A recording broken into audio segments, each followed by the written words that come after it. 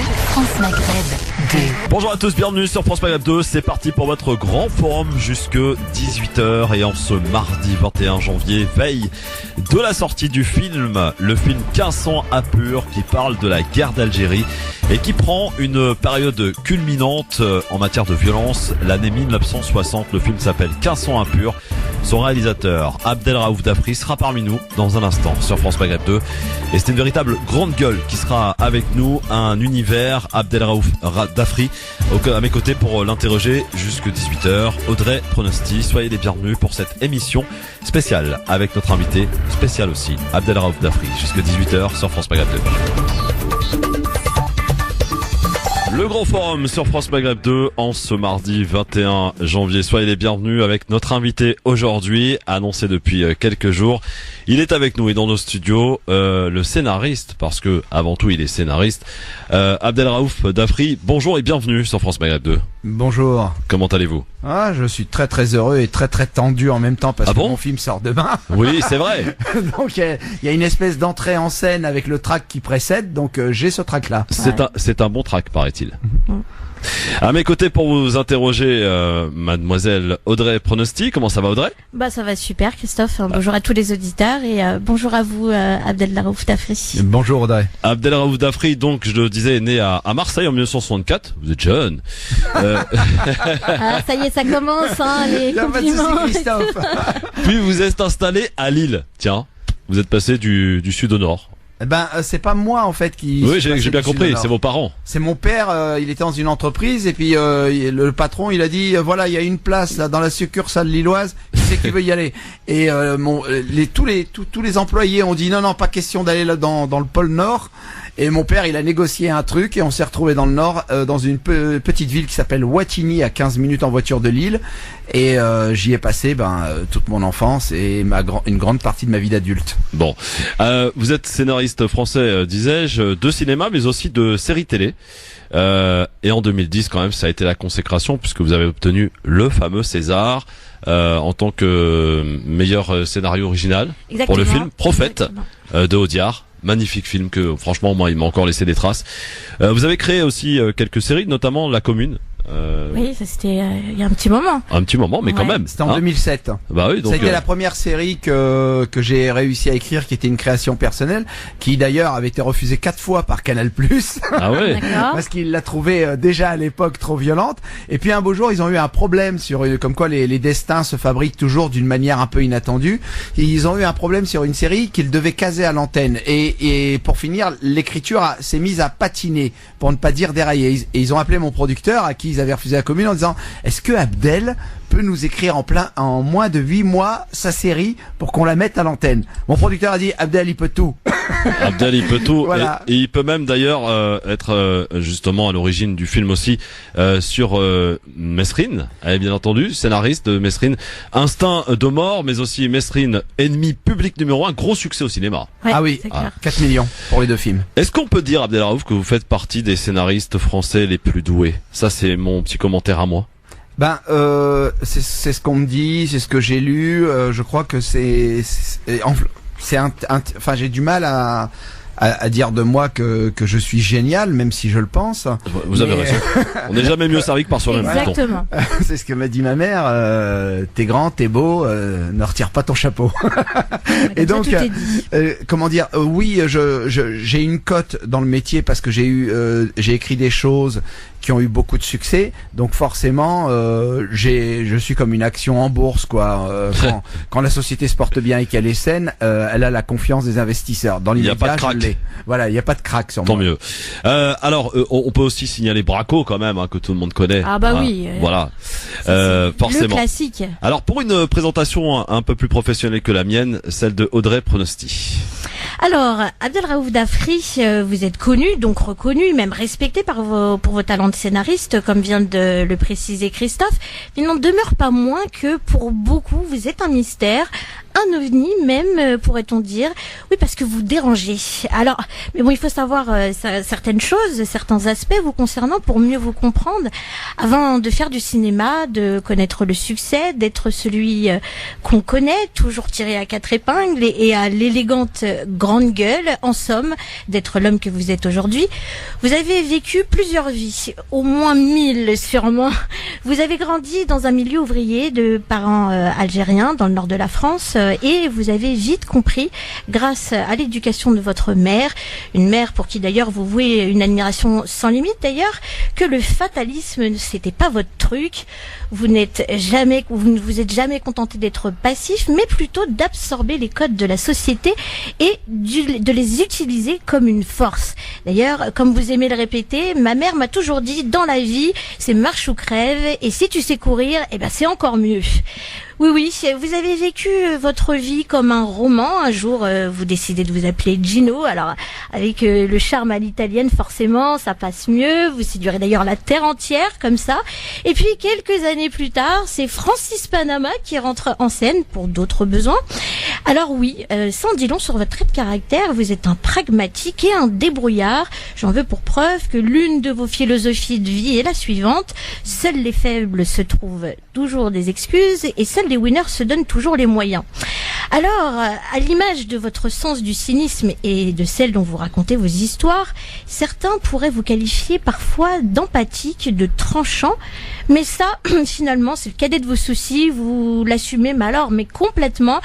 Parce que franchement, c'est vrai, si avoir le courage d'exprimer sa propre vérité et de s'affirmer est un problème, vous n'êtes pas de ceux qui rentraient dans le moule, bien au contraire. Alors voilà, c'est la griffe d'Afri, c'est votre signature en lettres de noblesse, roi de la réplique acerbe et de la punchline à mettre KO le plus grand des combatifs. Vous n'hésitez pas à utiliser la violence pour vous faire comprendre et quitte à bousculer les esprits. Mais cette violence, vous savez, c'est cette violence abrupte, mais qu'on peut qualifier de pédagogique, cette violence du réel, mais moi je dirais nécessaire. Tout ça pour mieux rendre compte de la nature humaine, oui, parce que finalement, pour vous, l'être humain n'est pas bon en soi. Et vous le démontrez d'ailleurs dans l'écriture de vos œuvres. On aura bien compris que le politiquement correct, c'est pas votre tasse de thé. Ça, vous le connaissez pas. Votre truc à vous, c'est de mettre le doigt là où ça fait mal parce que finalement, la vie n'est pas un long fleuve tranquille. Alors maintenant, passons aux choses sérieuses, parlons cinéma, votre cinéma. Aujourd'hui, vous êtes là pour nous parler de votre dernier film en tant que réalisateur maintenant, 15 ans impur, et je ne vais certainement pas vous dire taisez-vous, comme votre cher ami Alain Finkielkraut, bien au contraire, usé de votre irrévérence légendaire, nous sommes tout oui. Bravo Audrey. Merci Audrey. Justement, Abdelraouf Dafri, juste un petit aparté rapide, cet épisode avec Alain Finkielkraut, vous êtes quand même aussi ce talent d'avoir réussi à faire sortir de ses gonds le fameux philosophe. Je crois qu'il a pas eu besoin de moi tant que ça. Je vais vous dire un truc très sincèrement. C'était mémorable quand même. Oui, c'était mémorable, mais il est bon aussi de décoder les choses quand on les a vécues, même quand c'est des moments intenses comme celui-là. En fait, j'ai lu son livre et j'ai très bien compris de quoi il parlait. Ce qu'il n'osait pas dire très clairement, mais qui était à l'intérieur, de par ses références littéraires. Et j'ai très très bien compris son discours raciste dans son livre, comment ça s'appelait, Une identité malheureuse. Et donc, quand je suis arrivé sur le plateau, il a compris que j'avais compris son livre et que j'avais l'intention de mettre le débat sur la table et de le pousser à répondre. D'ailleurs, il le dit dans l'émission. Au début, à un moment juste avant de crier taisez-vous, il dit, en me pointant du doigt, il est venu pour me régler mon compte. Ça, au moins, il s'était pas trompé. Voilà. Et je tenais à avoir un débat franc et intellectuel avec lui à propos de certains passages de son livre qui sont, il faut le dire très clairement, racistes à l'égard d'une population principalement maghrébine et pour la plupart de cette population de confession musulmane. Donc d'ailleurs je lui pose la question à un moment pendant l'émission, je lui demande parce qu'il cite Lévi-Strauss dont il détourne la parole afin de se l'approprier, parce que quand il y a un grand auteur respectable qui ne va pas dans son sens, il essaie toujours de tronquer un peu la citation pour se la récupérer. C'est son style. Voilà, c'est sa manière de faire pour faire passer son discours, et il le fait dans l'identité malheureuse. Et je lui cite Lévi-Strauss, qui était un explorateur Et je lui dis, Lévi-Strauss est allé dans des pays où moi, avec mon petit gilet, mon petit costard, je n'y mettrais pas les pieds.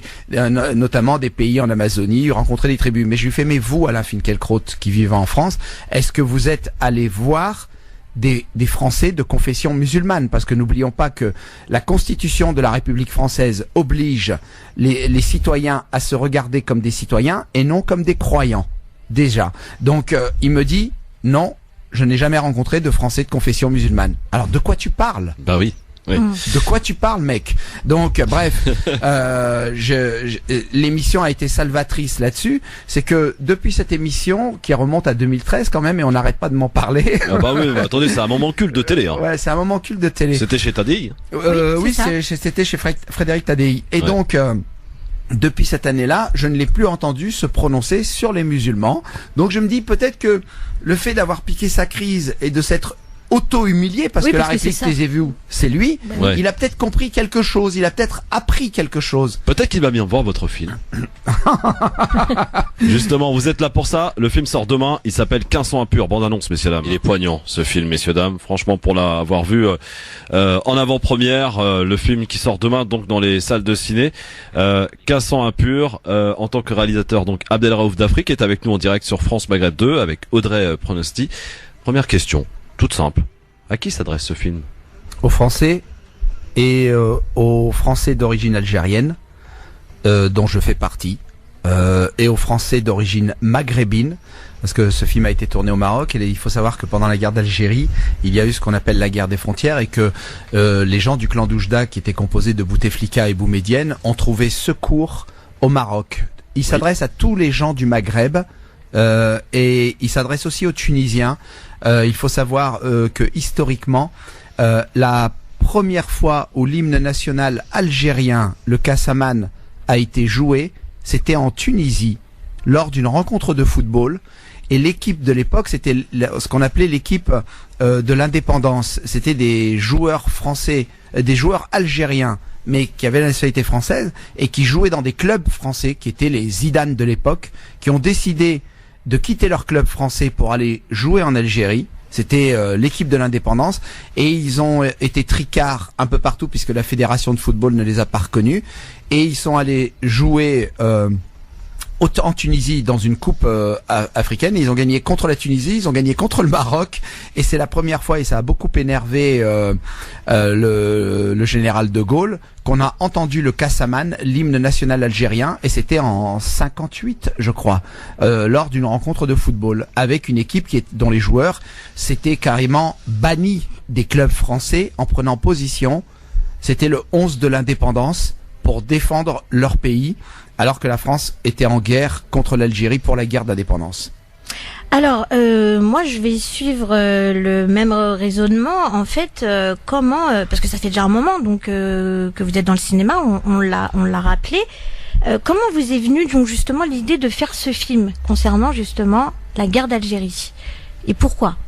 En fait, c'est pas une idée, parce que si on dit qu'une idée m'est venue, ça ressemble à un concept opportuniste. D'accord. C'était une envie depuis très très longtemps. Déjà dans Mesrine, il y avait une première scène qui ouvrait le premier film, où on entendait Tahia Jazair, et c'était des félagas, des moudjahidines qui se faisaient torturer par des soldats de l'armée française. Et Jacques Mesrine a participé à ces opérations. C'est ce qu'on appelait les DOP, les détachements opérationnels de protection.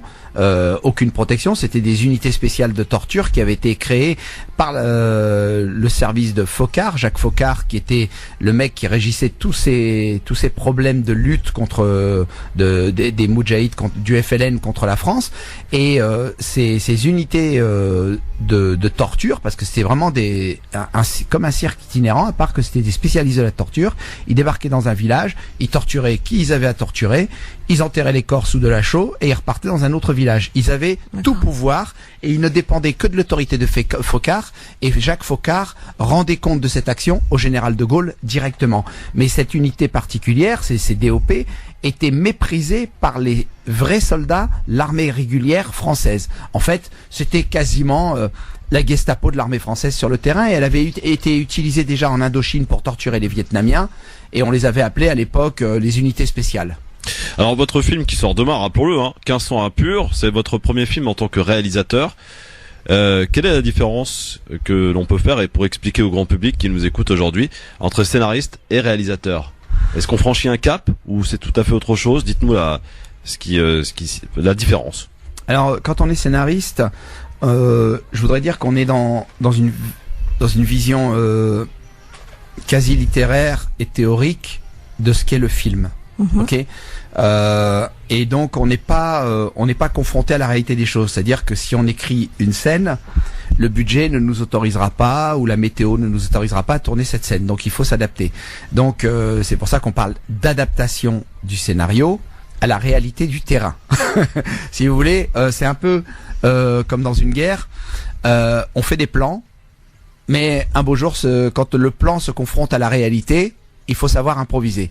Eh ben, le scénariste monte le plan, et ensuite de ça, le réalisateur, lui, il doit se servir du plan, mais il doit le confronter à une certaine réalité, qui est une réalité économique, qui peut être une réalité de moyens et de problèmes humains, parce que le scénariste n'est confronté qu'au metteur en scène et à son producteur, tandis que le metteur en scène est confronté, et c'est pas au sens de confrontation pure, c'est-à-dire que c'est au sens d'interlocuteur. Voilà.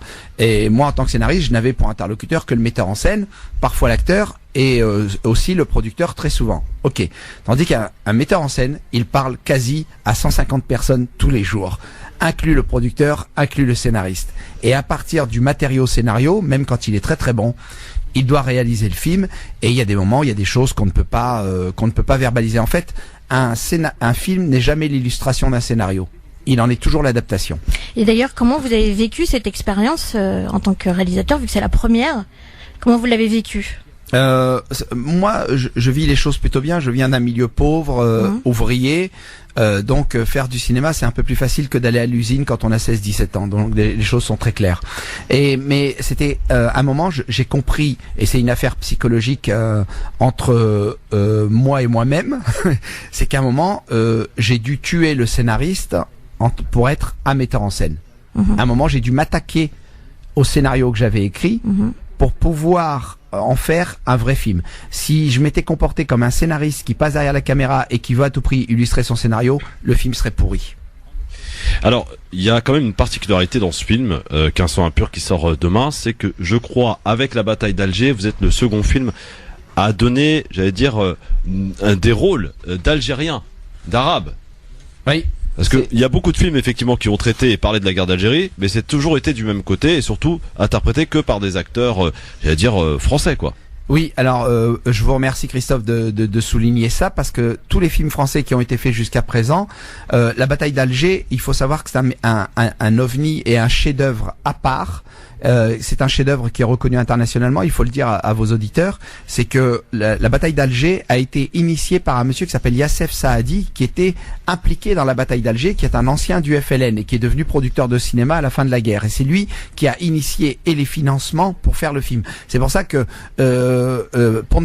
Gilles Pontecorvo, qui est le réalisateur du film, a eu accès à des informations que seuls les vrais moudjahidines du FLN connaissaient sur la bataille d'Alger.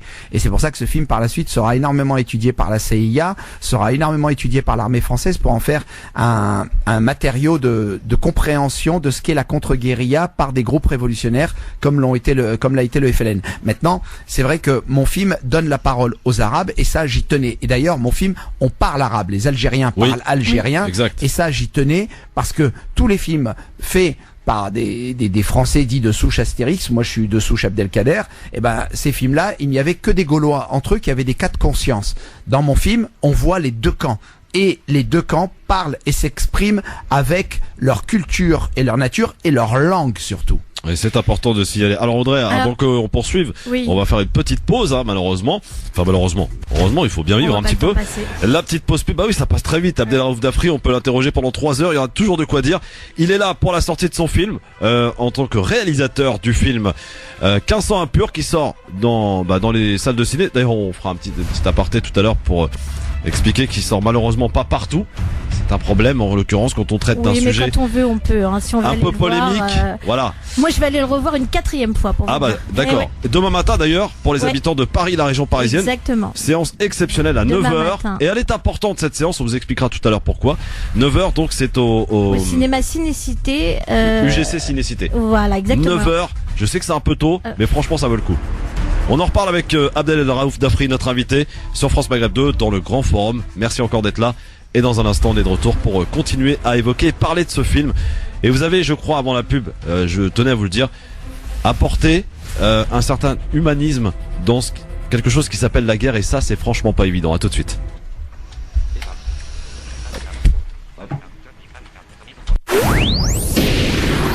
Suite de ce grand forum et en direct sur France Maghreb 2 avec notre invité aujourd'hui, Abdel Raouf Dafri, pour venir nous parler de ce film qui sort demain.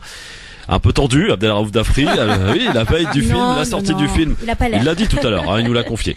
1500 à pur, ça sort demain, messieurs, dames, ça parle de la guerre d'Algérie. On va y rentrer et en détail. Audrey Pronosti. Oui, alors justement, ce thème de la guerre d'Algérie, c'est un thème qui fait un peu grincer des dents. Et moi, ce qui m'intéresserait de savoir, c'est si vous avez rencontré justement des difficultés, et si oui, lesquelles, forcément.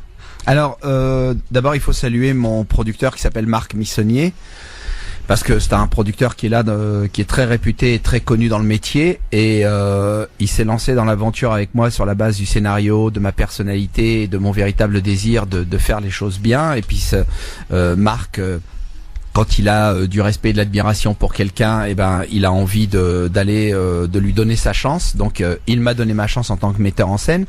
Et il y a eu des difficultés au financement du film déjà. C'est-à-dire que si j'avais fait un film plutôt polar avec des noirs, des arabes, de la drogue et des flics, on n'aurait pas eu de difficulté pour faire le film. Ça c'est clair et net. On aurait eu l'argent tout de suite. On nous aurait dit c'est bon, voilà.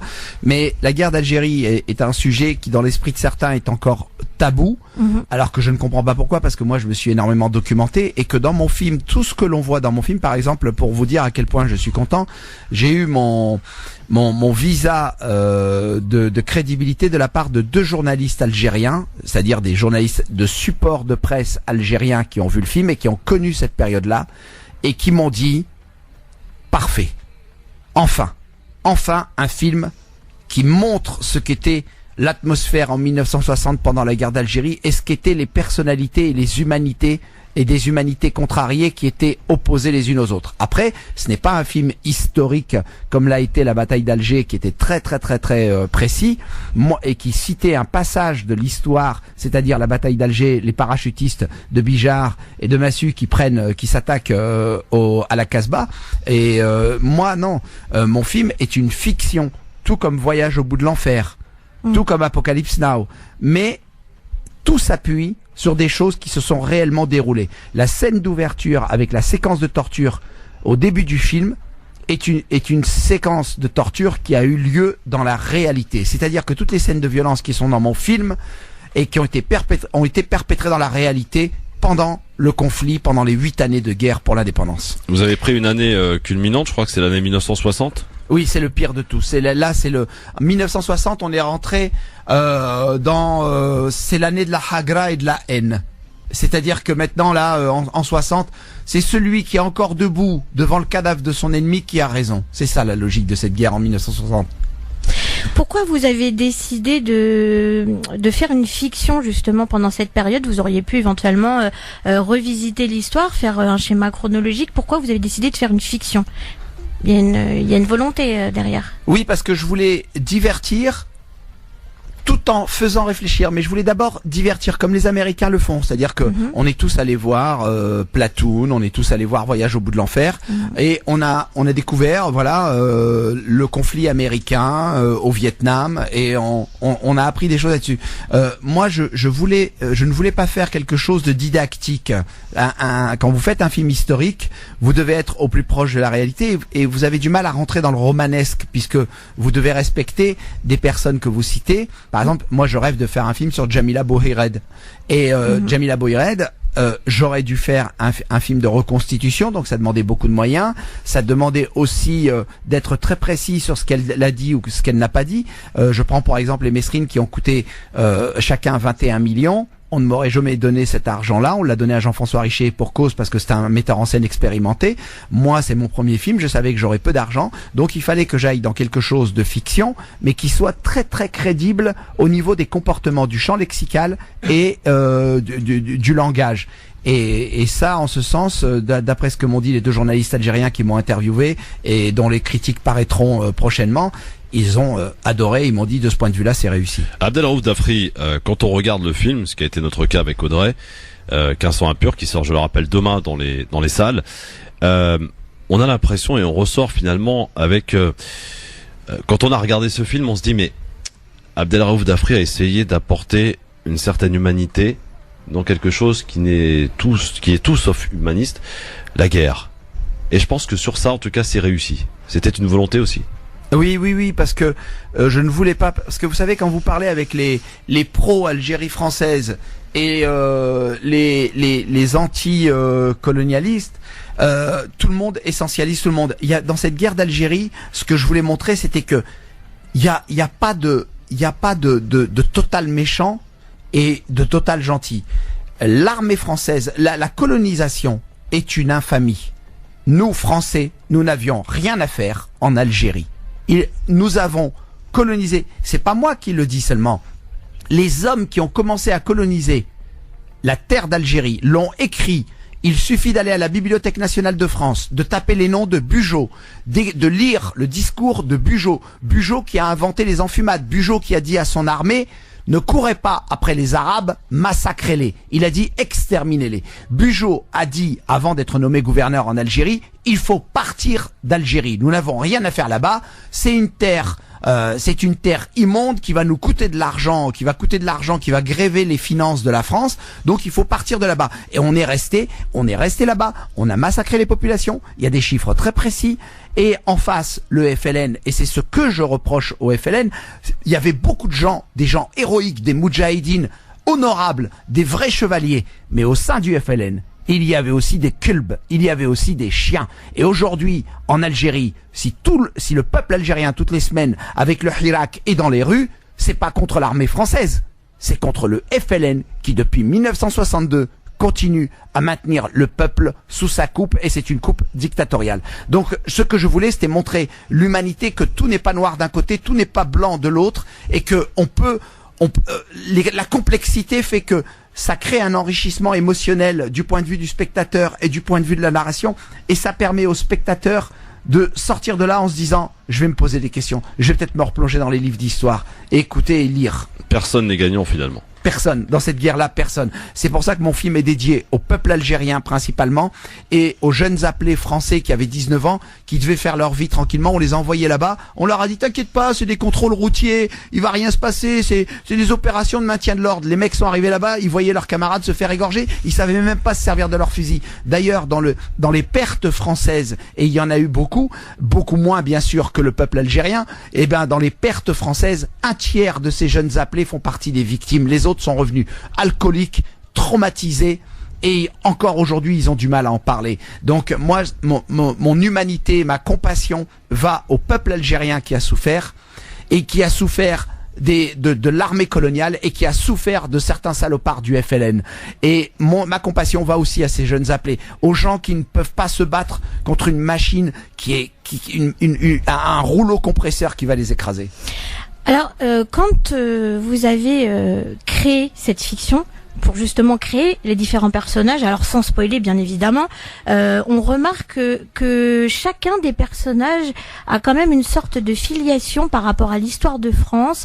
Je vais juste citer certains personnages comme le colonel Bretner qui donc a fait la guerre d'Indochine, comme sa compagne Swali qui elle est une ancienne combattante Hmong. On a encore le personnage du sergent-chef Sangoré qui lui a eu une affiliation sur le fait que son père est c'est un soldat sénégalais. C'est un soldat sénégalais, et donc pour le coup on remarque que tous les personnages en fait ont une affiliation avec l'histoire de France. Je présume que c'est un choix volontaire, et donc quel est ce message derrière ça? Alors je voulais un commando est-ce que tout le monde, parmi les auditrices et les auditeurs, a dû voir les 12 salopards de Robert Aldrich? Oui. Quand vous regardez les 12 salopards de Robert Aldrich, vous constatez que le commando des 12 salopards, il y a un hispanique, il y a un italien, il y a toutes les composantes de la société américaine, telle qu'elle était à l'époque où Aldrich a fait son film. Et il y a un noir d'ailleurs qui est interprété par une ancienne star du football qui s'appelle Jim Brown. Donc vous avez toutes les composantes ethniques d'une société, la société américaine. Dans mon film, le commando, je voulais qu'il ait qu'il y ait à l'intérieur des individualités qui représentent les spécificités techniques, ethniques de la société française. Nous avons la Hmong qu'on peut affilier au Vietnam et qui nous rappelle l'Indochine. Nous avons Breitner, et Breitner est un cas particulier parce que c'est quoi être français? Être français, ça veut pas dire je suis blanc et je porte forcément un prénom catholique. Être français, c'est aimer son pays et décider de le défendre et d'y construire sa vie. S'il faut le défendre. Aujourd'hui, nous avons de la chance, nous vivons dans un monde apaisé, nous ne sommes pas en guerre. Mais c'est quoi être français? C'est aimer un pays, c'est vivre dans ce pays et dire je ferai mes enfants ici et je mourrai ici parce que je vieillirai ici. Être algérien, c'est pareil. C'est vivre en Algérie, constituer sa famille en Algérie et dire je vieillirai et je mourrai en Algérie. C'est ça, être le citoyen d'un pays et d'en avoir la nationalité. C'est pas d'y partir juste 2 mois en vacances et de revenir et dire je suis un Algérien. Non, non, t'es un Français. Là-bas, quand tu pars que 2 mois dans l'année, t'es un touriste. Moi aussi, j'aime beaucoup le Japon et quand j'y vais 1 mois, je suis pas japonais pour autant. Mais bon, ce que je voulais dire, c'est que le personnage de Breitner est intéressant parce que il se réfère à un officier français. C'est le sous-officier le plus décoré du XXe siècle et il est belge. Sa mère était juive espagnole, son père était belge flamand. Et il s'est engagé parce que sa mère a été dénoncée à la Gestapo et déportée à Dachau où elle va mourir. Il va s'engager dans l'armée française. Il va se battre en Indochine où il mourra à 29 ans, je crois. Et il s'appelle Roger Vandenberg, surnommé Vanden.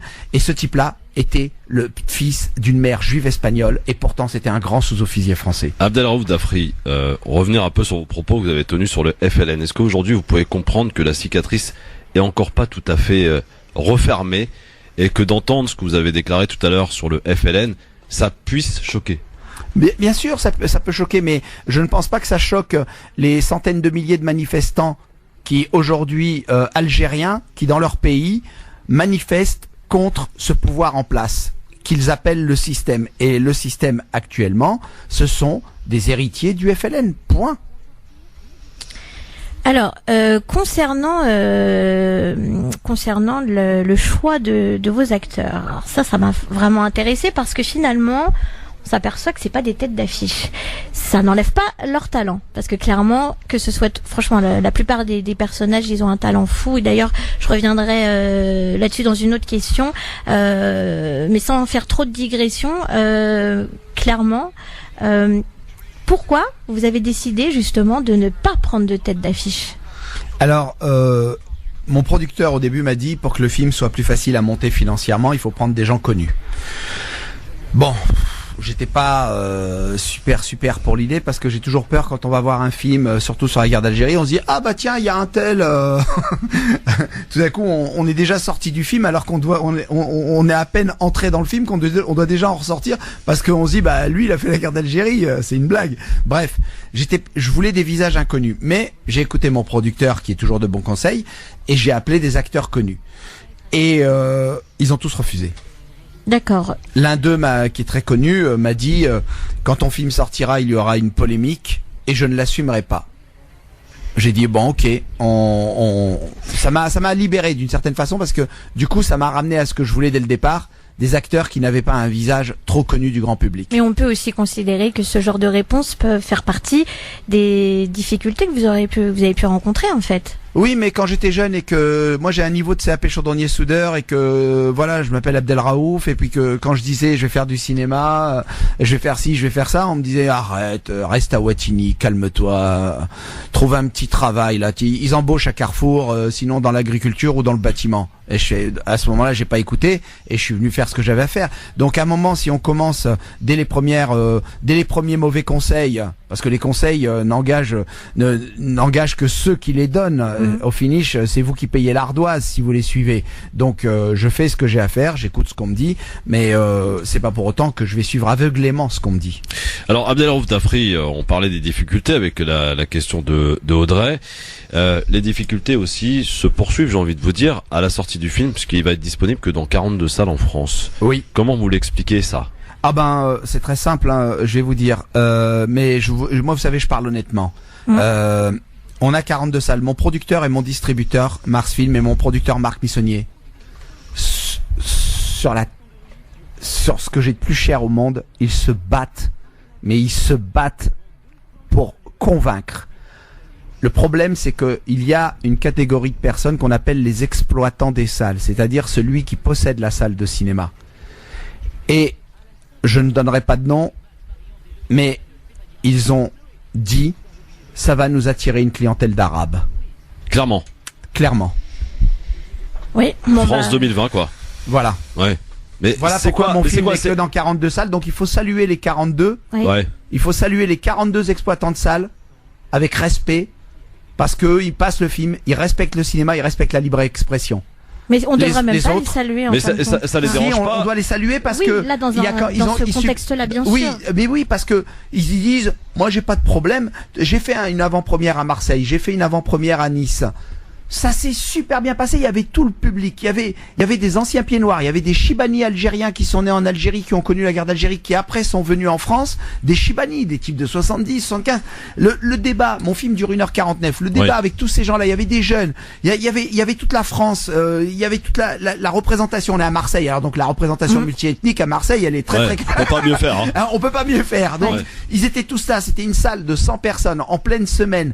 90 places déjà vendues. C'est intéressant sur une place. Et ils sont restés 1h45 à me poser des questions. Je suis allé à Nice. J'ai eu aussi des pieds noirs. J'ai eu des Français. J'ai eu des Français de sous-âge SRX. J'ai eu des Français d'origine maghrébine. J'ai eu des femmes, beaucoup de femmes. Ça m'a fait plaisir et ça m'a surpris. Mais tant mieux, des enfants. Il y en a une, elle est venue avec ses enfants. Ses enfants, le plus jeune avait 12 ans. Mais ça va, je lui ai demandé, ça va, t'as supporté le film? Il dit, t'inquiète pas. Donc, le débat a duré 2 heures. Il y a zéro problème. Ouais. Mais je ne sais pas pourquoi les exploitants de salles qui refusent mon film le refusent. Mais c'est à cause de votre pédigré ou à cause non, du sujet? Non, c'est pas à cause de moi, c'est à cause du film, le sujet. Ils ont peur. Je sais pas de quoi. Ils ont dit, ça va nous attirer une clientèle qu'on ne veut pas voir. Point. Ouais, pourtant, ça les dérange pas d'avoir cette clientèle pour les autres films. Ah bah sur les autres films, oui, mais là, sur la guerre d'Algérie, je sais pas, peut-être qu'ils s'imaginent que y en a un qui va faire sauter une bombe, je sais pas, du n'importe quoi. Mais justement, clairement, vous parlez d'une potentielle violence, mais de toute façon, c'est une période qui est violente. Clairement, pour l'avoir vu, et plusieurs fois, ce n'est pas de la violence vulgaire. Et d'ailleurs, il me semble que vous avez voulu faire en sorte que ce film soit vu en famille. Et c'est, enfin, je veux dire, il y a aucune scène qui est choquante. Je vais vous dire, moi, moi, j'ai une confiance dans mes compatriotes français qui nous écoutent, et même dans les Algériens, les Marocains, les Tunisiens. Ce sont des êtres humains civilisés. Faut se calmer là-dessus. Moi, je vais vous dire, j'ai fait attention, et vous avez raison, Audrey, de le souligner. J'ai fait attention à ce qu'il n'y ait pas de scène de sexe. Et il y a eu 2 jours, il y a un monsieur sur Facebook qui m'a écrit un message. Il me dit, voilà, mon père, il a 75 ans. Est-ce qu'il n'y a pas de est-ce que dans votre film, je voudrais venir l'amener avec moi pour qu'il voit le film? Dites-moi s'il vous plaît s'il y a des scènes d'amour, parce que sinon je vais être gêné. On va couper au ciseau. Voilà, je lui ai dit non, il y en a aucune. Il fait, ah, ça me soulage. Vous comprenez ce que je veux dire? Je comprends parfaitement. Il n'y a pas de souci. Oui. Donc j'ai fait très attention à ce que le film puisse être vu par les familles d'origine algérienne ou les familles algériennes ensemble. Alors le film est interdit aux moins de 12 ans. Faut pas ramener un gamin de 10 ans parce que le film est dur. Mais 12, 13, 14, il n'y a pas de souci. Mais je me suis arrangé pour que la famille algérienne ou la famille marocaine ou tunisienne puisse le regarder sans détourner le regard parce qu'il y aurait une scène haram. Voilà. Abdelraouf Dafri est avec nous sur France Maghreb 2 dans le grand forum, la sortie du film dans 42 salles, donc il faut y aller. On vous donnera quelques indications, et notamment demain à 9h, demain matin, c'est important. Oui. L'UGC Ciné-Cité au Halles pour la première projection, et elle est importante parce que peut-être que ça va, si vous êtes très nombreux, on l'espère, peut-être ça va inciter d'autres salles à revenir un peu sur leurs décisions, hein, on sait jamais. Également du côté de Marseille, à Clermont-Ferrand aussi, on vous donnera aussi les salles, on vous mettra les posts sur les réseaux sociaux du LGF et France Maghreb 2 pour vous indiquer. Et je suis sûr, tout comme nous, vous êtes impatients d'y aller. Bon, nous, on vous le cache pas, on l'a déjà vu. Moi, j'ai que des échos. Quand est-ce qu'il sort hein, Bon, bah demain, évidemment, c'est important parce que il faut encourager le travail d'un artiste. Parce que Abdelraouf Dafri, qui est avec nous aujourd'hui sur France Maghreb 2, est un véritable et grand artiste. À tout de suite pour la suite et fin déjà de cet entretien sur France Maghreb 2 dans le Grand Forum. Le Grand Forum avec notre invité aujourd'hui, Abdelraouf Dafri, qui est le réalisateur du film qui sort demain, 1500 impurs, dans 42 salles de ciné, notamment demain, 9h pour les Parisiennes et Parisiens, 9h demain matin pour une première projection au l'UGC Cité Ciné, au Halles, 9h. Il sera aussi disponible à Marseille, à Clermont-Ferrand et un petit peu partout aussi en France, Lyon et beaucoup d'autres villes. Audrey Pronosti. Alors moi, je voulais revenir sur la scène d'ouverture. Alors bien évidemment, dans tout film, les scènes d'ouverture, c'est celles qui donnent le ton, ou du moins qui donnent le là. Et pour le coup, voilà, on est dans une situation où ce sont des combattants du FLN qui sont en mauvaise posture, c'est le cas de le dire. Et donc encore une fois, c'est une scène où ils sont dévêtus, et je ressouligne le fait qu'il n'y a aucune vulgarité là-dedans. Alors ils sont dévêtus parce que tous les Algériens qui ont été torturés se faisaient mettre nus complètement. Et je ne rentrerai pas dans le détail, mais j'ai lu des choses atroces sur ce que les tortionnaires de l'armée française ont fait aux Algériens et aussi aux femmes algériennes. Oui, voilà. Donc en fait, vous avez respecté ce qui s'est passé malheureusement. J'ai respecté ce qui s'est passé. Voilà. Moi, ma question, elle est toute simple. C'est pourquoi vous avez ouvert le film le Barça? C'était simple, vous l'avez dit vous-même dans l'énoncé de votre question. Je voulais donner tout de suite, montrer ce que serait l'atmosphère du film dès la scène d'introduction. Et pour ceux qui auraient des doutes sur la pseudo-gentillesse ou la pseudo-chevalerie de l'armée coloniale, qu'il n'y ait aucun doute, nous avons affaire à des gens qui étaient là pour un objectif, la collecte de renseignements par tous les moyens tortionnaires possibles. Et cette scène d'ouverture m'a été racontée, d'ailleurs, les gens qui iront voir le film regarderont les remerciements au générique. Je remercie Charlie Bauer. Charlie Bauer était le dernier truand qui a accompagné Jacques Messrine. Charlie Bauer était quelqu'un qui avait épousé la cause algérienne, et quand le Parti communiste dans les années 60 a voté la guerre, sa voix minoritaire a permis la déclaration d'attaque, de déplacement le contingent, c'est-à-dire de rentrer dans une guerre de contingent et de voter les pleins pouvoirs à De Gaulle. Charlie Bauer, qui était communiste, a déchiré sa carte du Parti communiste, et à l'époque, quand on se parlait, à l'époque où je préparais le scénario de Messrine, il m'a dit: le Parti communiste a participé à une ratonnade. Et ça, moi, je ne peux pas le cautionner. Et il m'a raconté, je lui ai demandé, est-ce que Jacques Messrine t'a raconté ses souvenirs en Algérie? Et Charlie Bauer m'a dit, Jacques m'a raconté une scène. Et la scène que Jacques Messrine a racontée à Charlie Bauer, c'est la scène que vous allez découvrir en ouverture du film. Ah oui, allez, franchement bien. Abdelraouf Dafri, il y a quand même, moi, une scène qui m'a particulièrement... j'allais dire ému quasiment, ouais.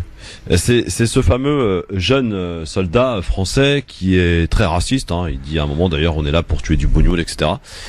Et puis au moment où ils se retrouvent tous dans le village, c'est lui qui prend et qui incite à aller sauver Asia. Je vais pas raconter le film parce qu'il faut vraiment voir la scène. Et finalement, on se rend compte que le mec qui était hyper raciste, quand même, il a certaines valeurs qu'il a gardées en lui. Alors, c'est pas parce qu'on est raciste qu'on n'a plus du tout de valeurs humaines. Je rappelle quand même que moi je suis français d'origine algérienne, donc des Algériens j'en connais un paquet. Hein, je suis déjà allé très souvent au bled. Donc en Algérie par exemple, il faut regarder aussi de notre côté à nous, on n'aime pas trop les Noirs. Déjà, pour commencer. Ça, le kahlouch, il prend cher. Ça, et j'ai assisté à une scène à Alger. Donc, les Français, eux, ont un problème avec les Arabes. Ok, le bougnoul, le bico. C'est pas parce qu'on est raciste ou et je crois qu'on est tous à un certain dosage raciste. Ce type, il est raciste. Son père est mort au Vietnam. Ça n'excuse rien. Attention, le racisme est une chose abominable. Mais ça n'excuse rien. Et lui, il est venu pour tuer des bicots parce que la guerre avec les bridés, elle est terminée. Donc il se dit, on a un nouvel ennemi contre la France. J'ai pas pu venger mon père en tuant des Vietnamiens, je vais venger mon père en tuant des bicots. Ok, d'accord. Mais ce type-là, il a aussi des principes. Je vous signale que moi, Abdelraouf Dafri, quand j'étais jeune, je cherchais du travail dans une boîte de nuit à l'époque où j'étais animateur, j'avais 24 ou 25 ans, et je suis allé faire un essai dans une boîte de nuit dans le Nord, qui s'appelle le Carnaby Club, elle n'existe plus depuis, et le patron était un grand ami et un supporter de Jean-Marie Le Pen. Et j'ai passé mon essai, et il y avait 10 Français, bien souche Astérix, hein, tous blancs, ils venaient tous de Cambrai. Et le seul qu'il a embauché, c'est moi, à mon tarif. Et je lui ai dit, j'espère que vous n'aurez jamais un écart de langage. Il m'a dit, il n'y aura aucun écart de langage. Voilà. Et ce type-là refusait l'entrée aux Arabes dans sa boîte. Il s'est adouci par la suite, mais il m'a quand même, sur 11 candidats, il a choisi le français d'origine maghrébine. Basta. Donc, à un moment, les racistes sont aussi quelque part pragmatique.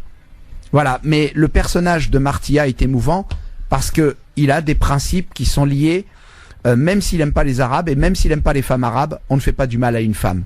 Et quelle que soit sa nationalité, on ne touche pas à une femme. C'est son principe, c'est son truc à part. Il y a des tueurs en série qui massacrent des gens, des adultes, mais ils toucheront jamais à des enfants ou à des animaux. Eh bien, ça n'en fait pas des gens fréquentables pour autant, mais au moins, et cette partie 2 peut émouvoir. Audrey. Moi, de mon côté, il y a une scène qui m'a particulièrement marquée et je pense que je ne serai pas la seule à être marquée par cette scène. C'est la scène, on va dire, on est plus ou moins à la fin du film, donc clairement, je n'ai pas besoin d'expliquer, en tout cas, j'ai pas besoin de la décrire. La seule chose que je peux dire, c'est que, en fin de compte, on se retrouve dans un jeu de violence et de scène. Ça se passe sous une tente et en fait, il y a le personnage de Mourad qui est l'oncle, donc qui est un combattant du FLN et qui est l'oncle de Assia qui est joué par Lina Koudry et pour des raisons en fait pour des raisons liées à la guerre, pour avoir des renseignements, pour savoir ce qu'il en est, parce que je précise que cette jeune fille Assia en fait va devoir aider le camp adverse mais sous la menace, et donc il va vouloir en fin de compte récolter un certain nombre de renseignements. Et là, on assiste à une vraie scène de violence. Comment vous avez réussi à faire en sorte qu'elle soit aussi réaliste? Parce que clairement, c'est ça, moi, qui m'a marqué. Alors, j'ai grandi pas dans un quartier, parce que moi, j'ai pas grandi dans une banlieue. J'ai grandi avec des gens qui sont des très gros voyous. J'ai jamais eu j'ai assisté à des scènes de violence. Moi, j'ai déjà vu des gens se faire fracasser violemment. Je sais ce que c'est que la violence. J'y ai assisté. Parfois j'y ai participé, pas souvent parce que j'ai hérité des bras de ma mère alors que mes frères ont hérité des bras de mon père qui était boxeur. Donc là-dessus j'ai pas de bol, j'avais intérêt à avoir un cerveau vu les bras que j'ai. Donc j'ai assisté à des scènes de violence, je sais ce que c'est que quelqu'un qui en prend plein la gueule et qui se fait dérouiller. Je sais ce qu'une femme peut prendre comme coup en pleine face et de la manière dont elle réagit, et je connais ça par cœur. Je connais les mécanismes. C'est comme quand on regarde un film de Martin Scorsese. Martin Scorsese, il n'était pas voyou, mais il a grandi dans un quartier avec des gros voyous et il a assisté à des scènes. Donc j'ai voulu que cette scène ne soit pas édulcorée, parce que moi je ne travaille pas de manière édulcorée. Je n'ai pas de problème avec la violence tant qu'on ne sombre pas dans le spectacle. Je n'ai pas un côté Tarantino du tout. Je préfère, quand j'attaque la violence, que les gens se sentent choqués. Et que ce soit utile. Et que ce soit utile à la narration et à la compréhension des personnages. Mais je ne veux pas que les gens se disent « Oh, c'est cool !» Parce que si les gens disent ça, c'est que j'ai raté mon coup et que je suis un imbécile. Tandis que la violence n'a rien de sexy. Et là, dans ce film, elle n'a rien de sexy. Elle est terrible. On a mal avec eux. On a mal avec Assia. Et je n'ai fait que retranscrire encore une fois un champ comportemental qui existait, parce que quand on est dans la guerre, on est dans la parano la plus absolue. Il ne faut jamais oublier que un félaga ou un rebelle, quand il est dans le maquis, alors qu'il a toute une armée derrière lui, des hélicoptères, du matériel, des jeeps, des camions chargés de soldats, ce type-là vit comme un animal, il vit dans la crainte, il vit dans la paranoïa. Et donc à un moment, dès qu'il a un doute sur quelqu'un, même si ce quelqu'un est très proche, il peut le massacrer. Alors Abdelraouf Dafri, petit aparté avant de rentrer aussi dans quelque chose que personnellement moi j'ai appris. C'est l'utilisation du gaz napalm en Algérie. Mais avant toute chose, avant d'en parler, puisque vous parlez de violence, comment réagissez-vous justement avec ce climat très violent en ce moment en France, avec ces manifestations, ces gilets jaunes, et surtout ces violences policières? On en parle beaucoup, et plus récemment d'ailleurs avec la mort de Cédric Chouviat. Et beaucoup de gens ont découvert, le grand public, les Français ont découvert la violence policière alors qu'elle existe depuis bien longtemps dans les quartiers populaires. Je vais citer un nom, Adama Traoré, Lamine Diang et quelques autres évidemment, Ziad Ebouna en 2005. C'est même, en fait, ce qui est schizophrène, c'est que ces mêmes personnes qui félicitaient la police lorsqu'il y avait des émeutes en banlieue pour aller justement mater ceux qui se révoltaient, aujourd'hui sont les premiers à la subir, cette violence. Alors, moi je suis toujours étonné quand les gens disent que les policiers sont violents. Bien sûr, c'est leur travail. J'ai un policier, c'est pas un bisounours. Un policier dans une situation de stress où il a en face de lui des manifestants, il reçoit des ordres. Un policier, quand un policier frappe, c'est qu'il en a reçu l'ordre. Faire un croche-pied à une femme. Ah ben ça c'est une atmosphère. Il sait il faut savoir que depuis Malik Oussekine et bien avant, il y a toujours eu des bavures policières. Vous avez cité Adama Traoré, on peut citer d'autres Français d'origine maghrébine qui ont subi des violences policières et qui en sont morts dans des commissariats, et c'est arrivé un peu partout en France, il ne faut pas l'oublier. Je vous demande de me trouver une seule condamnation d'un policier français qui a fait de la prison après avoir tué soit un arabe, soit un noir. Il y en a pas. Donc, il y en a pas. Ça n'existe pas. Parce que le policier, il est dans l'impunité totale. Et vous savez pourquoi? Pour une raison simple. C'est que le gouvernement, aujourd'hui, tient grâce aussi à sa police. D'ailleurs, il y a eu un policier, et la vidéo tourne sur Internet, qui déclare sur le plateau de BFM TV, il déclare aujourd'hui, le gouvernement sans nous, il tombe. Exact. Alors, pour l'utilisation, et revenons sur le film, l'utilisation du gaz napalm. Ça, c'était quelque chose que, personnellement, j'ignorais et peut-être que beaucoup ignorent. On appelait ça les bidons spéciaux. Excusez-moi de vous interrompre, Christophe. Oui. On appelait ça les bidons spéciaux. Oui. Et c'était du napalm. Ouais. Et c'est terrible. On rappelle ce que fait le napalm. C'est un gaz liquide, qui colle à la peau et qui brûle. De toute façon, quand on regarde le film, bon, si on a un minimum de connaissances concernant cette période, on apprend quand même des choses. Et donc, comme vous le disiez tout à l'heure, vous avez eu à cœur donc de créer cette fiction et surtout aussi de coller à la réalité. En revanche, j'ai effectivement remarqué que dans ce film, alors effectivement, c'est un problème et un sujet très épineux.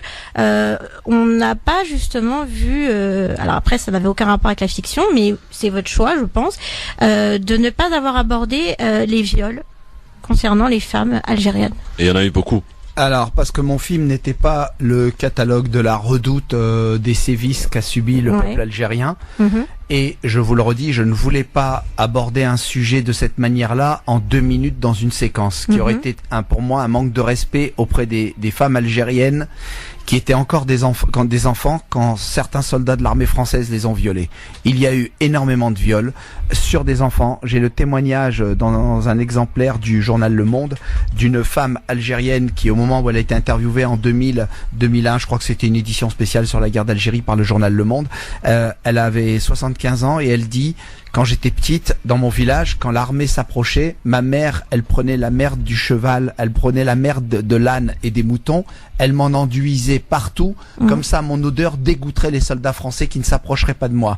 Et elle n'a compris que plus tard pourquoi sa mère lui mettait toute cette merde sur son corps, à l'intérieur même de ses vêtements et sous-vêtements, pour que qu'elle révulse par son odeur les soldats français qui ne la touchent pas et qui ne la violent pas. Mais les viols ont fait partie de l'appareillage, en plus de la torture, de l'armée coloniale française contre les populations. Est-ce que ce serait un sujet que vous aimeriez traiter dans un autre film éventuellement?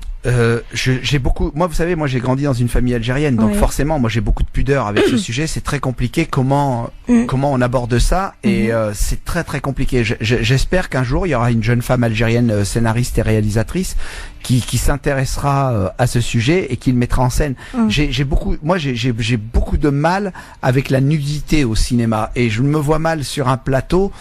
Enfin, j'ai du mal avec ça. Ouais. C'est l'héritage culturel, hein. C'est que je peux pas. Enfin, en plus, les viols ont eu lieu sur des gamines de 14 à 16 ans. Donc là, on n'est même pas dans le viol d'une femme. On est dans le viol d'un enfant. Ça s'appelle la pédophilie, quoi. Ouais, C'est c'est ça. clair. Abderraouf Dafri, réalisateur du film 15 sang impur, qui sort demain dans les salles. On le rappelle, dans 42 salles. On vous mettra toute la liste des salles de ciné. Vous pourrez aller le voir. Vous qui nous écoutez, par exemple, à Marseille, vous pourrez y aller. À Clermont-Ferrand, vous aussi. Et puis Paris et sa région parisienne, bien sûr, avec une première séance demain à 9h à l'UG Cinécité au Hall. Très connu, évidemment. Donc 9h, allez-y et soyez-y nombreux. Tout à l'heure, vous nous disiez que le film a été tourné au Maroc. Pourquoi il n'a pas été tourné en Algérie? La question.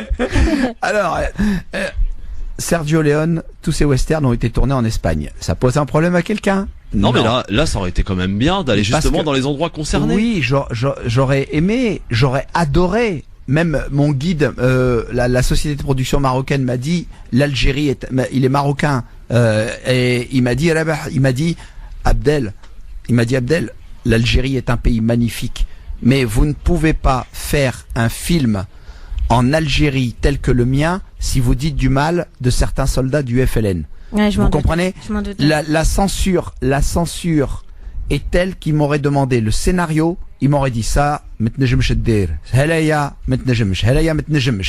donc, moi, je suis français, je fais un film dans lequel je montre mon objectivité, je regarde les choses telles qu'elles ont été, et je les retranscris à travers une fiction avec des personnages en opposition. Si je l'avais fait en Algérie, ça aurait été tous les méchants, pour eux, ça aurait été tous les méchants, ils sont français, et tous les gentils sont algériens, ce qui n'est pas vrai. Et j'aurais adoré tourner là-bas, mais je me suis arrangé. Il y a beaucoup de photos de l'Algérie telle qu'elle était pendant la guerre, Ouais. les Aurès. Ouais. J'ai tourné dans des endroits où ça va être compliqué de faire la différence parce que beaucoup d'Algériens ont déjà vu le film et aucun d'entre eux ne m'a dit voilà, j'ai pas reconnu l'Algérie. J'ai pris des topographies des espaces géographiques qui ressemblent à certains endroits en Algérie sans que ce soit l'Algérie. Maintenant, pour répondre à cette question définitivement, si demain je devais faire un film sur Mars, est-ce que je suis obligé d'aller tourner sur Mars? Ça, c'est une question. Et d'ailleurs, dans quelle région, moi je suis une petite curieuse, dans quelle région du Maroc vous avez tourné? On a tourné dans les montagnes, c'est-à-dire à 1 heure de Casablanca, Ouais. et dans d'autres montagnes à 1 heure de Marrakech. En fait, on est allé Ah, dans dans la l'oriental. nature la plus, mais vraiment, on est allé dans la nature la plus sauvage marocaine. J'ai fait tous les repérages avec mon équipe, mon chef opérateur, ma première assistante. Et on a rencontré les populations qui vivent, comme dans les douars, quoi, Ah, parce avec que le les paysage, animaux, les bergers, voilà. Le paysage magnifique. Ah dans mon film les paysages sont magnifiques, mais j'avais dit à la société Agora, la société marocaine, je lui avais envoyé des photos. Je lui avais dit voilà, ça c'est l'Algérie, je veux retrouver ça, je veux retrouver ça, je veux retrouver ça. Est-ce que vous avez ça au Maroc? Il m'a dit on va te trouver. Est-ce que Et on le a film trouvé. sera projeté en Algérie? Alors j'adorerais, mais est-ce qu'il y a une infrastructure? Je vais vous raconter une anecdote. Oui. Avec Jean-François Richer, quand on a travaillé sur Jacques Messrine, on est allé à Alger parce qu'on voulait tourner une scène par respect pour le peuple algérien en Algérie, pour montrer la scène d'ouverture. On voulait la tourner dans la Casbah. On a été très bien reçus. Ça a été très compliqué pour avoir les visas, déjà faut le savoir. Et quand on est arrivé là-bas, on s'est retrouvé face à des gens qui nous sortaient, qui nous demandaient de l'argent, c'est-à-dire des gens qui soi-disant étaient des officiels. Donc c'était bakchis sur bakchis sur bakchis. Attends, je vais te présenter mon cousin. Là, il bosse avec le Hokoma, il n'y a pas de souci. Non. Au bout d'un moment, on travaille avec des contrats, avec des sociétés. On travaille pas avec des corrompus ou avec des gens qui veulent se faire graisser la patte. Donc c'est très compliqué parce que ça engage une équipe, ça engage du travail. On est là pour faire un film. On n'est pas là pour graisser la patte à des gens. Basta. Et au Maroc, ils ont les infrastructures. Je suis désolé. J'adorerais que l'Algérie demain soit un pays où il y a des vraies infrastructures, où on peut tourner normalement avec des vrais contrats, mais c'est pas le cas aujourd'hui. Et c'est regrettable. Oui, très. Ouais. Audrey. Sans contextualiser la réplique dont je vais vous parler là maintenant, parce que sinon là pour le coup je vais spoiler le film. Vous faites dire à un de vos personnages, l'Algérie c'est la France. Qu'est-ce que vous avez voulu dire par là? Qu'est-ce que vous avez voulu dire par là? C'est une note d'ironie parce que Il a encore voulu choquer, quoi. non, j'ai pas voulu choquer parce que il y a un personnage qui dit à un autre, vous avez trahi la France, parce que ce personnage est passé du côté algérien et l'autre lui dit, mais comment aurais-je pu trahir la France puisque l'Algérie c'est la France. C'est de l'ironie, c'est juste de l'ironie. Basta.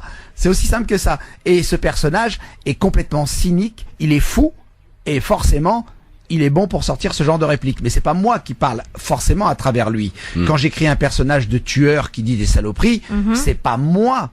Abdelraouf Dafri, Oui, ça veut pas forcément dire que vous le je me pensez. mets à la portée, du personnage. Mais il y a des choses qui sont dites dans le film que j'assume totalement et qui sont un discours personnel et mon point de vue. Mais je me mets à la portée du personnage. Quel est l'adjectif que vous choisiriez pour qualifier la relation franco-algérienne? C'est une relation à part, unique. Je t'aime moi non plus. Oui, mais je vais vous dire un truc. Si c'est du je t'aime moi non plus, c'est du côté français. Du côté algérien, le peuple algérien, il est apaisé. Il a d'autres problèmes. Avec la guerre coloniale, quand vous parlez avec des Algériens, et je l'ai vécu quand je suis allé là-bas en 2010 pour présenter mon film que j'ai écrit, Un prophète. J'étais là-bas avec Tahar Rahim. Quand on parlait avec les Algériens, ils savaient qu'on était des Français d'origine algérienne. Ils disaient, ah, la France c'est super, ici on est bien. On a eu des problèmes un jour, mais bon, ça s'est réglé. Ils sont partis maintenant, on est maître de notre destin, on se débrouille. Les Algériens n'ont aucune rancune vis-à-vis de la France. Ils ont pas d'amertume, ils sont pas dans un truc. Alors, ils aimeraient bien qu'on en parle un peu plus. D'ailleurs, mon film est dédié au peuple algérien. Et c'est écrit dans les deux langues, ma dédicace, en français et en arabe. Donc, les Algériens n'ont pas de problème. Il y a en France, en revanche, des gens qui n'ont toujours pas encaissé qu'ils ont dû quitter un jour un pays qui n'était pas le leur et qu'ils avaient martyrisé. Et que leurs ancêtres avaient martyrisé. Donc, à un moment, il faut se remettre... Mais la relation je t'aime moi non plus, elle vient pas du côté algérien. Parce que les Algériens sont apaisés. Maintenant, ils ont d'autres problèmes. Dans un instant, ma chère Audrey, on termine cette émission avec les 5 dernières minutes. Ah, il va falloir être bon. Et j'espère, mesdames, messieurs, que, en tout cas, et j'en suis même certain, il vous a donné envie d'aller voir son film. Demain, il sort. Demain, 22 janvier, dans les salles de ciné. Le film 15 sang impur, 42 salles en France. Quand même quitte à faire quelques kilomètres, ça vaut le coup. Est-ce que ça suscitera, est-ce que ça créera une certaine polémique? On verra. On va en parler avec Abdelraouf Dafri dans un instant sur France Maghreb 2 pour la dernière partie, les 5 dernières minutes du Grand Forum à suivre. Le Grand Forum, et on a passé, Audrey, un excellent moment qui va bientôt se terminer avec Abdelraouf Dafri. Mais j'en suis sûr, il reviendra parce qu'il a beaucoup de choses à nous dire et puis surtout, il y a beaucoup d'actualités. Justement, ma question que j'ai envie de vous poser, au-delà de ce film qui sort demain, 15 sang impur, quels sont vos projets à court et moyen terme, Abdelraouf Dafri? Est-ce que vous allez continuer dans la réalisation ou revenir à votre métier de base en tant que scénariste? Quel va être votre chemin de cette carrière déjà vraiment extrêmement remplie?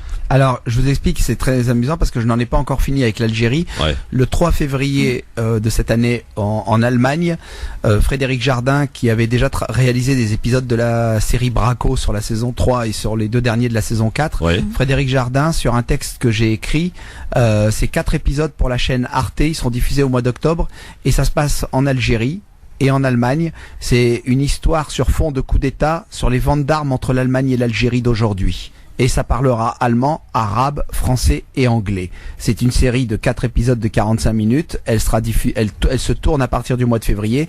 Elle se tournera, hélas, bien sûr, au Maroc. On n'a pas pu avoir les visas. Là encore, on a essayé d'y aller, mais bon, pas possible. Donc, on tournera en Allemagne et au Maroc. Ça parlera, comme dans mon film, en algérien. Et ce sera diffusé, je pense, au mois d'octobre sur Arte. Et ça s'intitule Paix à leurs armes, si on ne change pas de titre d'ici là. Audrey, la dernière question. Moi, j'avais juste une dernière question que je voulais vous dire juste avant celle de Christophe. Comme vous le disiez tout à l'heure, dans la création de vos personnages, c'est pas forcément ce que vous pensez. Mais moi, ce que j'aimerais savoir, c'est quel est le personnage qui vous ressemble le plus?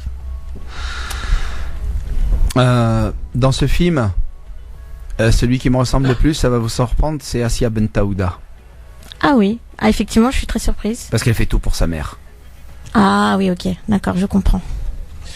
Abdelraouf Dafri, Aux auditeurs et auditrices qui nous écoutent aujourd'hui ce soir et qui vous ont écouté parler excellemment bien de votre film, de ce qui va sortir demain pour le grand public, pourquoi il est important d'aller voir ce film, Abdelraouf Dafri?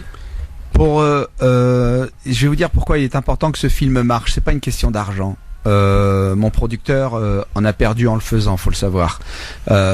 C'est important parce que je vais vous expliquer, si tous les Français d'origine maghrébine, qui soient algériens, et quand je dis maghrébine, j'englobe le Maroc, l'Algérie, la Tunisie, qui sont des pays frères et qui sont qui font partie du Maghreb. C'est aussi simple que ça, c'est l'Afrique du Nord.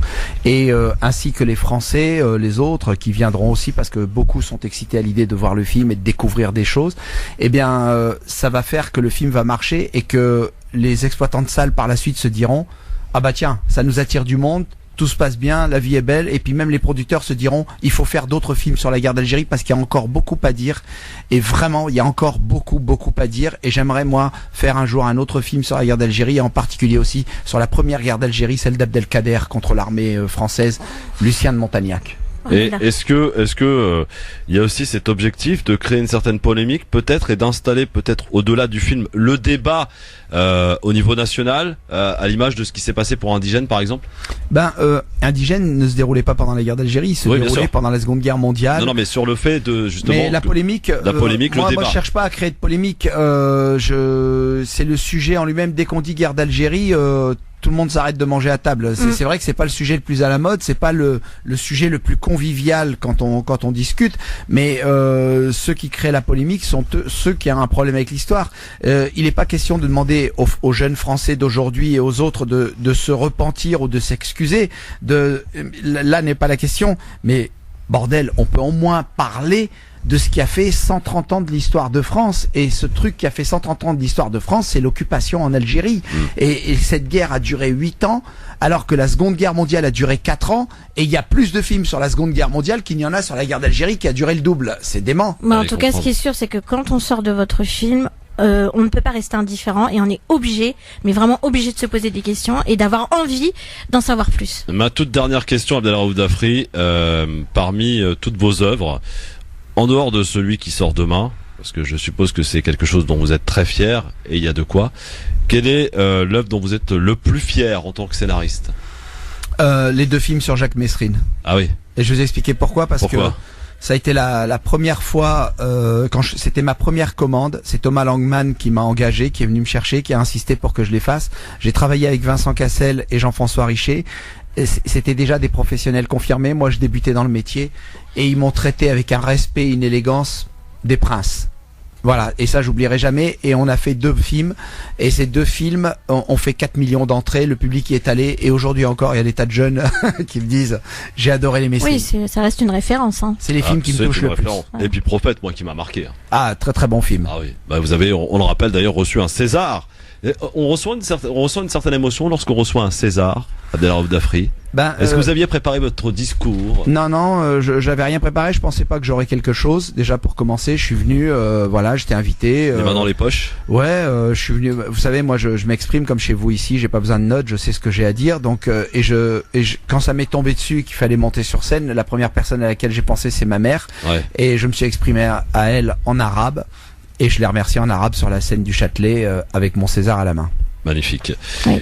Le film sort demain, messieurs, dames. Le film s'appelle 15 sang impur. On rappelle demain pour les Parisiennes et Parisiens, 9h, première projection à 9h à l'UGC Cité Ciné des Halles. Et il y aura évidemment 42 salles sur tout le territoire. Il y en a quelques-unes en banlieue parisienne, à Marseille et à Clermont-Ferrand. Toute la liste à retrouver sur la page Facebook Christophe Le Grand Forum, ma chère Audrey. Oui. Merci beaucoup de m'avoir accompagné. On a passé un excellent moment, et un grand merci à Abdelraouf Dafri, et je vous souhaite tout le succès du monde pour ce film 15 ans et pour toute la suite évidemment de votre carrière, et j'espère que vous reviendrez très vite ici. Vous êtes chez vous, cher merci Christophe, merci Audrey. Merci Abdelraouf. Retour demain sur France Maghreb 2 pour évidemment votre grand forum. On reprend notre circuit habituel, j'ai envie de dire, l'actualité. Et oui, elle nous fait parler tous les jours entre 16h et 18h. Bonne soirée à tous et à demain. France Maghreb 2. France Maghreb 2. Pour ensoleiller et accompagner vos journées et vos nuits. France Maghreb.